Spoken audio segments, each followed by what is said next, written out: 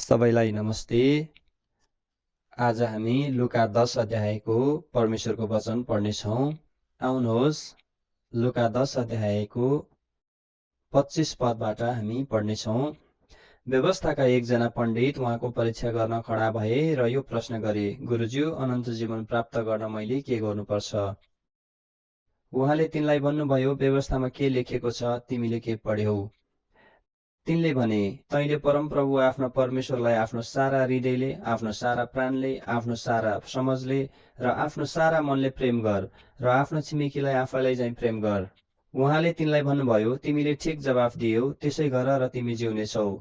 तर तिनले आफूलाई धार्मिक देखाउने इच्छा गरेर येशूलाई भने, मेरो छिमेकी चाहिँ को हो त?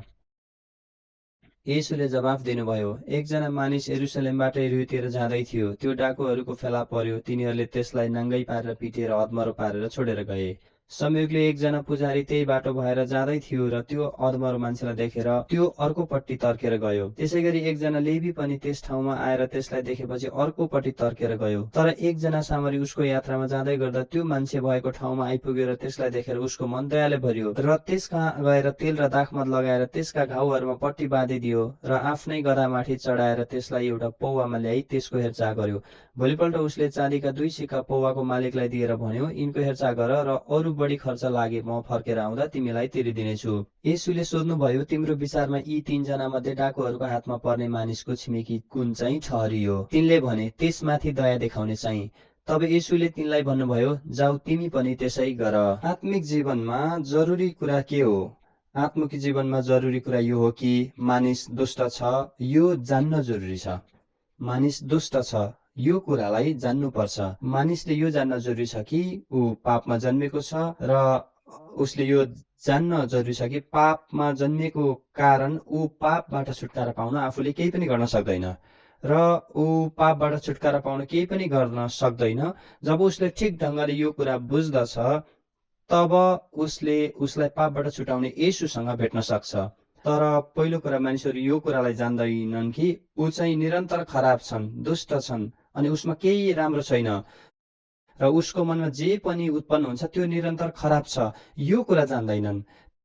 त्यसै कारण उसले आफूले आफूलाई इन्कार गरेर येशूलाई कसरी विश्वास गर्न सक्छ, जसले हाम्रो सारा पापबाट हामीलाई छुटाउनुहुन्छ, जो येशू हाम्रो पापको लागि क्रुसमा बलिदान हुनुहुन्छ र जसले हाम्रो पाप धुनुहुन्छ र उसले कसरी त्यो येशूमाथि विश्वास गरेर धर्मी बन्ने, पवित्र बन्ने, यो नजानिकन मानिसहरू आफैले म के गर्नुपर्छ अनन्त जीवन पाउनको लागि भनेर यो मनमा चलेर जान्छन्। त्यसै कारण आत्मिक जीवन जिउने समयमा सबैभन्दा पहिला जरुरी कुरा के छ कि हामी यो जान्न सकौँ कि हामी दुष्ट मानिस छौँ र हामी आफूले आफूलाई बचाउन आफूले केही पनि गर्न सक्दैनौँ। हाम्रो पाप धुनको लागि आफूले केही गर्न सक्दैनौँ। आफैलाई स्वर्ग लिएर जानको लागि हामी केही गर्न सक्दैनौँ। त्यसै कारण हामीलाई उद्धारकर्ता जरुरी छ। त्यसै कारण हामीलाई बचाउनेवाला जरुरी छ। यो कुरा जान्न जरुरी छ। तर यहाँ हामी लुका 10 अध्यायमा जब हामी देख्दछौँ कि यो व्यवस्थापक छ जो येशूको अगाडि आएर के भन्छ, यहाँ हेर्नुहोस्, व्यवस्थापक एकजना व्यक्ति उठेर येशूलाई परीक्षा गर्न थाल्छ कि गुरुजी, अनन्त जीवन प्राप्त गर्न मैले के गर्नुपर्छ? र जब यो व्यक्तिको पहिलो प्रश्न जो हामी हेर्ने हो भनेदेखि यो अजीब प्रश्न छ। जो मान्छे पापमा जन्मिएको छ, जो मान्छे दुष्ट छ, जो मान्छे अनन्त जीवन पाउनको लागि के गर्न सक्छ र त्यो व्यक्ति स्वर्ग जानलाई के गर्न सक्छ?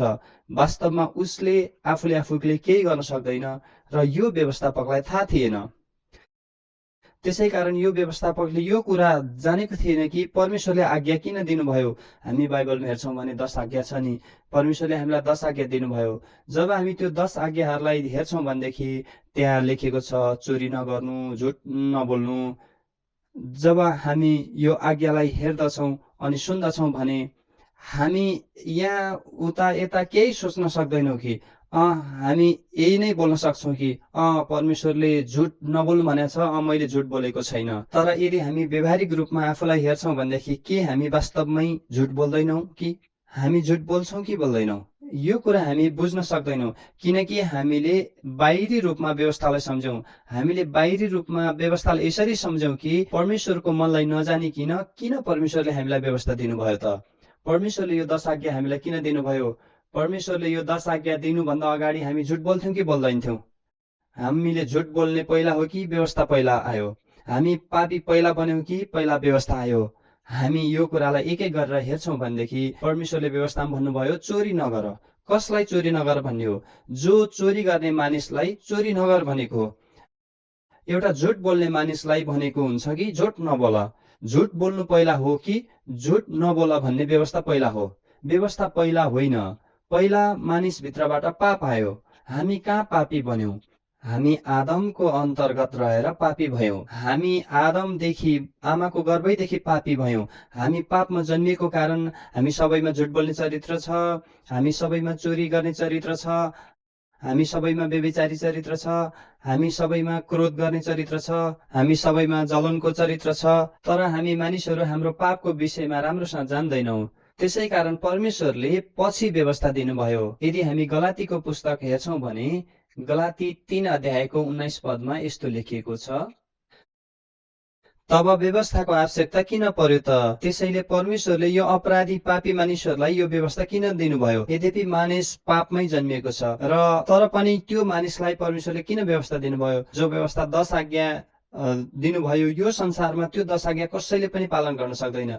यो संसारमा कोही पनि यस्तो व्यक्ति छैन जसले आज्ञा पालन गरेर धर्मी बन्न सक्छ। यो संसारमा मान्छे कोही यस्तो छैन जसले केही गरेर अनन्त जीवन पाउन सक्छ। मानिसको साथमा यो कुनै शक्ति छैन। त्यसो भएदेखि यो किन दिनुभयो परमेश्वरले? यहाँ दिएको छ कि जुन सन्तानलाई प्रतिज्ञा भएको थियो ऊ नआउन्जेल अपराधको कारणले व्यवस्था थपियो। यो वंश कसको बारेमा लेखिएको छ त? यो चाहिँ येशू नआउन्जेल अपराधी मानिसहरूलाई यो व्यवस्था दियो, पापी मानिसलाई दियो। जो मानिस पापमा जन्मियो, जो मान्छेले पाप गरेको छ, जसले अपराध गरेको छ, को नआउन्जेल? त्यो वंश नआउन्जेल। त्यो वंश आएर के गर्छ कि जो वंश जसको विषयमा लेखिएको छ येशू जसले आफ्नो मानिसहरूलाई पापबाट बचाउनुहुन्छ। र हामी जो मानिसहरू पापमा जन्मियौँ, परमेश्वरले हामीलाई व्यवस्था किन दिनुभयो? त्यो व्यवस्था पालन गरेर झुट नबोल्ने गरी, हामी चोरी नगर्ने गरी, अनि हामी व्यभिचार नगर्ने व्यक्ति बन्नको लागि, हामी राम्रो मान्छे बन्नको लागि, हामी चर्च बारम्बार जाने, दान दक्षिणा राम्रोसँग दिने, परमेश्वरको सेवा राम्रोसँग गर्नु भनेर परमेश्वरले हामीलाई यसको लागि 10 आज्ञा दिनुभयो कि के हो? यसै कारण परमेश्वरले हामीलाई व्यवस्था दिनुभएको हो र? के हामी यो नराम्रो खराब मानिसहरू राम्रो बन्नको लागि परमेश्वरले व्यवस्था दिनुभएको हो? यहाँ यो व्यवस्था पापीलाई धर्मी ठहर्याउन परमेश्वरले यो व्यवस्था दिनुभयो। कुन उद्देश्यले यो व्यवस्था दिनुभयो त? हामी यो विषयमा अलिकति कुरा गर्नेछौँ। जब मैले चोरी गरेँ, चोरी गर्ने बेलासम्म पनि मलाई थाहा थिएन कि म पापी हो। तर परमेश्वरले चोरी गर्ने मानिसलाई व्यवस्था दिनुभयो चोरी नगर्नु। जब परमेश्वरले त्यो व्यवस्था दिनुभयो त्यति बेला त्यो चोरी गर्ने व्यक्ति अब उसले बुझ्न सक्यो कि मैले पाप गरेँ। उसलाई थाहा भयो कि चोरी गर्नु पाप हो। यसरी हामीलाई पापको ज्ञान हुन्थ्यो। त्यसै कारण परमेश्वरले व्यवस्था दिनुभयो झुट नबोल भनेर। जब परमेश्वरले यो मानिसलाई झुट नबोल भन्नुभयो, परमेश्वरले यो झुट नबोल भनेर आज्ञा दिनुभन्दा पहिल्यै यो मान्छे झुट बोल्थ्यो। मान्छे झुट बोल्थ्यो तर यो मान्छे झुट बोल्नु पाप हो भनेर जान्दैनथ्यो। र मानिस सोच्ने गर्थ्यो कि ममा कुनै समस्या छैन, ममा कुनै गल्ती छैन, म ठिक छु, म सही छु। मानिस यसरी सोच्ने गर्थ्यो। मानिस ठिक ढङ्गले आफ्नो बारेमा जान्दैनथ्यो कि म दुष्ट छु। मान्छे ठिक ढङ्गले जान्दैनथ्यो कि म चाहिँ पापमा जन्मिएर म पापको थुप्रो मात्र हुँ। मानिस आफ्नो विषयमा जान्दैनथ्यो कि म आफूले आफूलाई उद्धार गर्न केही गर्न सक्दिनँ। मानिस जान्दैनथ्यो कि आफ्नो विषयमा मलाई उद्धारकर्ता जरुरी छ, मलाई पापबाट मुक्ति दिनेवाला जरुरी छ, मलाई पापबाट बचाउनेवाला चाहिन्छ, मलाई अनन्त जीवन दिनेवालाको जरुरी छ। यो कुरा मान्छे जान्दैनथ्यो। त्यसै कारण परमेश्वरले मान्छेलाई व्यवस्था दिनुभयो र व्यवस्था पछि दिनुभयो। व्यवस्था सुरुदेखि परमेश्वरले दिनु भएन र हामी कति बेला पापी बन्यौँ? हामी आदमदेखि नै पापी बन्यौँ। तर हामीलाई पापको ज्ञान थिएन, त्यसै कारण परमेश्वरले हामीलाई व्यवस्था दिनुभयो। र यदि हामी रोमी 3को 20 पदमा हामी हेर्छौँ भने त्यहाँ अझ प्रष्टसँग लेखिएको छ कि यहाँ लेखिएको छ, यसै कारण व्यवस्थाको कर्मले कोही प्राणी उहाँको दृष्टिमा धर्मी ठहरिने छैन, किनकि व्यवस्थाद्वारा नै पापको चेतना हुन्छ। परमेश्वरले व्यवस्थाद्वारा हामीलाई दुईटा कुरा सिकाउन चाहनुहुन्छ। एक, तपाईँ जतिसुकै व्यवस्था पालन गर्नुहोस् र पनि धर्मी ठहरिनुहुन्न। तपाईँ जतिसुकै व्यवस्थाको पालन गर्नुहोस्, यसको मतलब तपाईँ जतिसुकै झुट नबोल्न कोसिस गर्नुहोस्, चोरी नगर्न कोसिस गर्नुहोस्, व्यभिचार नगर्न कोसिस गर्नुहोस्, राम्रो जीवन जिउन कोसिस गर्नुहोस्, दशंश दिनुहोस् अथवा परमेश्वरलाई सेवा गर्नुहोस्, मण्डली जानुहोस् अथवा बहुत राम्रो जिन्दगी जिउन कोसिस गर्नुहोस्, फेरि पनि धर्मी बन्नुहुन्न। किन? किनकि व्यवस्था यो लागि दिनु भएको छैन कि पापीलाई धर्मी बनाउनुहोस्। व्यवस्था यसको लागि दिएको हो कि एउटा पापीलाई पापको चेतना होस् भनेर। जब एउटा मान्छेले व्यवस्थाद्वारा पापलाई ठिक ढंगले जान्दछ त्यो व्यक्ति येशूलाई भेटेर पापबाट छुटकारा पाउन सक्छ। जो मानिस व्यवस्थाद्वारा धर्मी ठहरिन कोसिस गर्छ त्यो व्यक्तिलाई थाहा हुन्छ कि म व्यवस्था पालन गर्न सक्दिन, म व्यवस्था पालन गरेर धर्मी बन्न सक्दिन।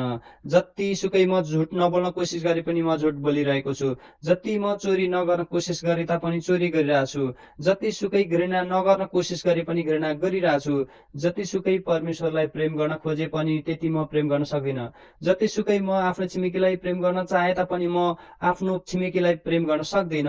यो चिज जान्नको लागि परमेश्वरले हामीलाई व्यवस्था दिनुभयो। तर मानिसहरूले राम्रो ढंगले व्यवस्थालाई जान्दैनन् र मानिसहरूले सही ढंगले व्यवस्थालाई भेटेका छैनन्। त्यसै कारण मानिसहरूले आफ्नो दुष्टताको विषयमा जान्दैनन् कि म आफूले आफूलाई पापबाट बचाउन सक्दिन, म आफूले आफूलाई उद्धार गर्न सक्दिन, मलाई उद्धारकर्ताको जरुरी छ, मलाई बचाउने वालाको जरुरी छ। यस्तो प्रकारको मन मानिसहरूमा बन्दैन।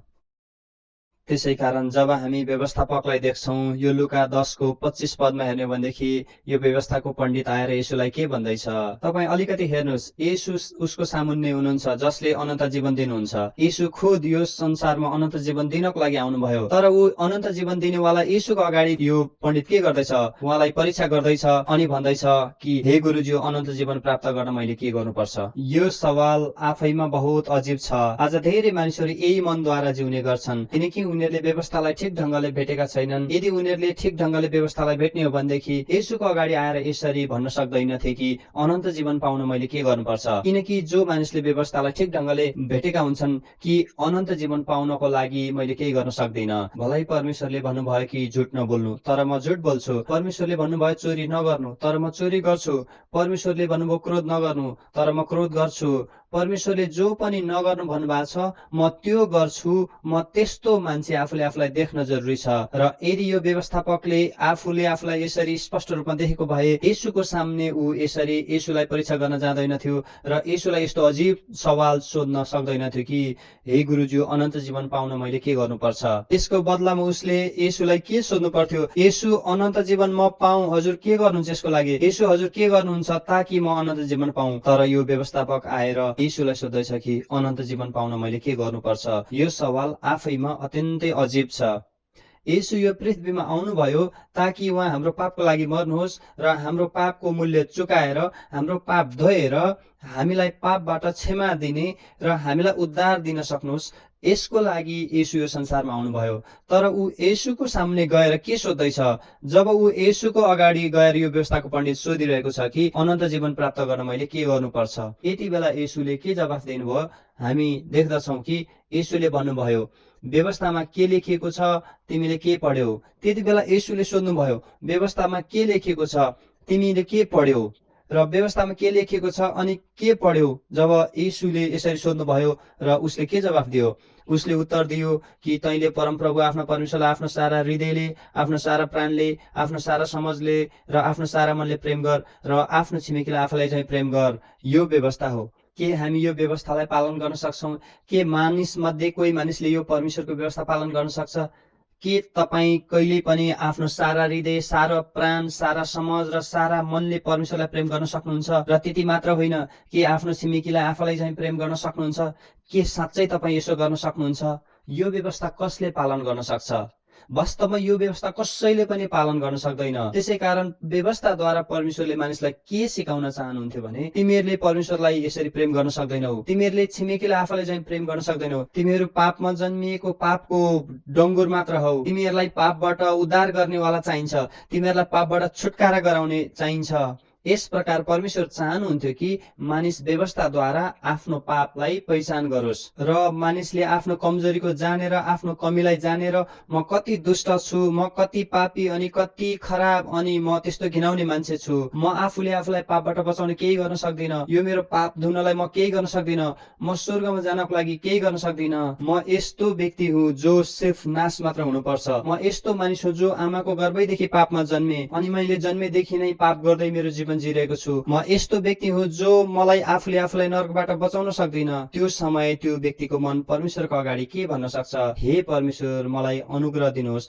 मलाई दया दिनुहोस्। र परमेश्वरको अनुग्रहद्वारा उसको उद्धार हुन सक्छ। परमेश्वरको दयाले उसको उद्धार हुन्छ। येशूको बलिदानद्वारा उसको उद्धार हुन सक्छ। येशूको रगतद्वारा उसको पाप क्षमा हुन सक्छ। येशूको बलिदानद्वारा ऊ धर्मी बन्न सक्छ। येशूको रगतको कारण ऊ धर्मी भएर अनन्त जीवन सित्तैमा पाउन सक्छ। तर मानिसको मन चाहिँ जब त्यो व्यवस्थालाई ठिक ढंगले बुझ्दैन, त्यति बेला मानिसहरू सोच्ने गर्छ, मैले पनि केही गर्न पर्छ, मैले पनि केही गर्नुपर्छ, मैले पनि छिमेकीलाई आफैले समान प्रेम गर्छु, अहिलेसम्म म गरेको छुइनँ तर म अबदेखि कोसिस गर्छु, मैले अहिलेसम्म झुट बोलेको छु, अब म झुट बोल्दिन, अहिलेसम्म मैले चोरी गरेको थिएँ, अब म गर्दिन। यस प्रकारको भ्रममा मानिस जिउने गर्छन्। र यो व्यवस्थाको पण्डितमा पनि यस्तै भ्रम थियो। जब उसको कुरा सुने पछाडि येशूले के भन्नुभयो? उहाँले भन्नुभयो कि तिमीले ठिक जवाफ दियो, किनकि उसको उत्तर ठिक छ, किनकि व्यवस्थामा यही लेखेको छ। र येशूले अर्को एउटा कुरा भन्नुभयो, त्यसै गर र तिमी जिउनेछौ। यसको मतलब के हो? यदि तिमीले यो गरेनौ भने तिमी मर्छौ।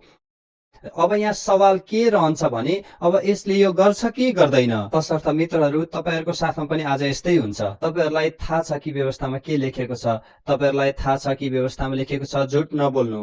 त्यसो भए तपाई झुट बोल्नुहुन्छ कि बोल्नुहुन्न? व्यवस्थामा चोरी नगर्नु भनेर लेखेको छ, तर तपाई चोरी गर्नुहुन्छ कि गर्नुहुन्न? व्यवस्थामा लेखेको छ क्रोध नगर्नु, तपाई क्रोध त्यसो भए गर्नुहुन्छ कि गर्नुहुन्न? र यदि ठिक ढंगले तपाईले आफूले आफूलाई हेर्नुहुन्छ भने तपाईले आफूलाई भेटाउनुहुन्छ कि तपाई रिस गर्दै हुनुहुन्छ, तपाई झुट बोल्दै हुनुहुन्छ, तपाई चोरी गर्दै हुनुहुन्छ।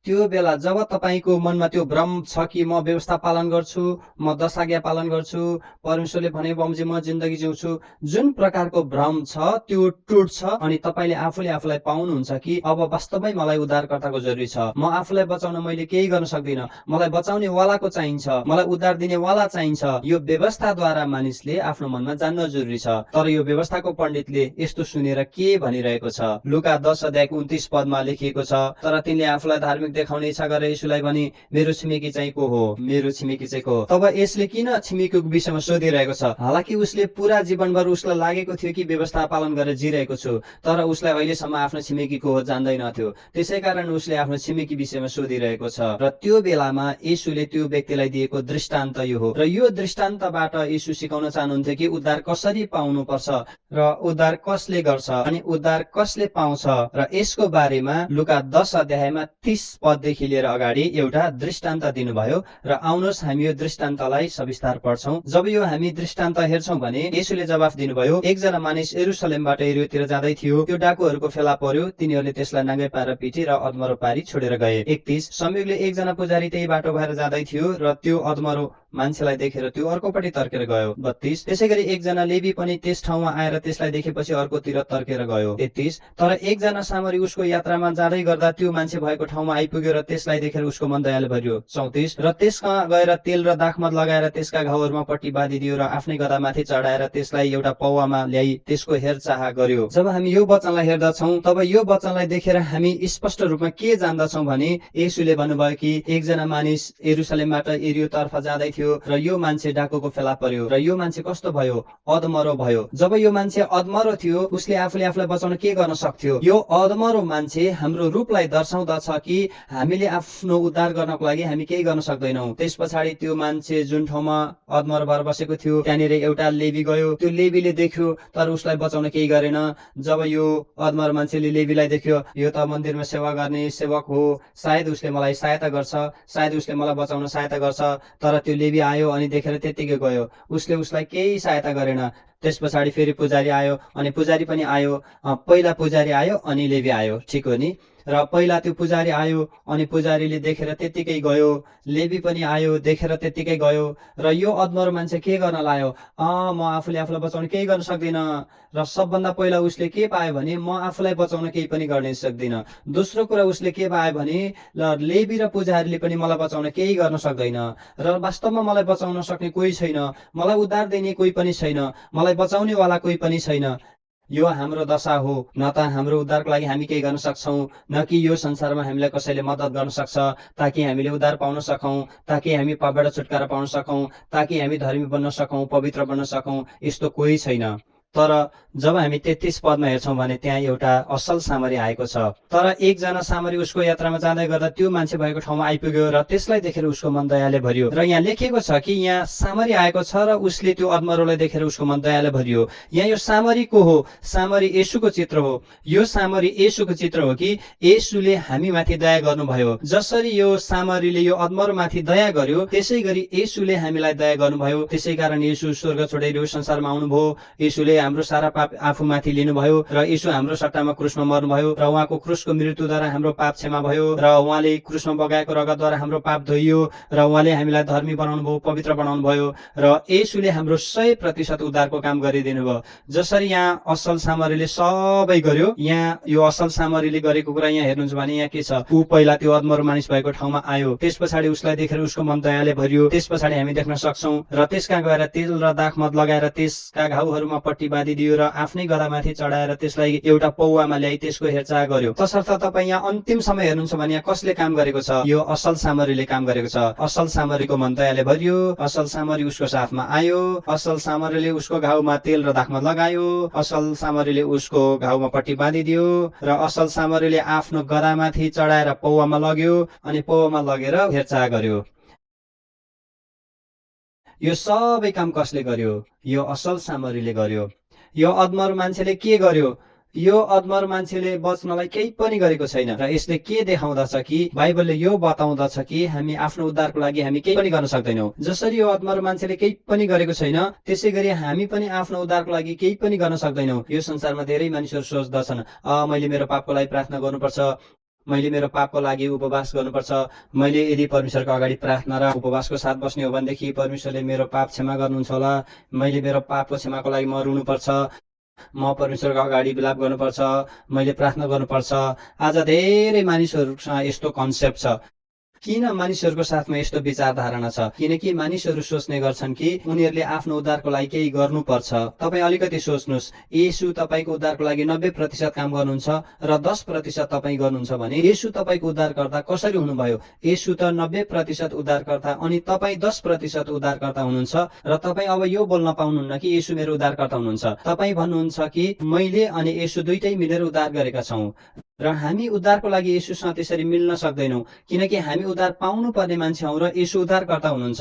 हामी उद्धार पाउनु पर्ने मान्छे हो र येशू उद्धारकर्ता हुनुहुन्छ। यसकारण हामी हाम्रो उद्धारको लागि येशूलाई कुनै पनि सहायता गर्न सक्दैनौँ र येशूलाई हाम्रो मद्दतको जरुरी पनि छैन।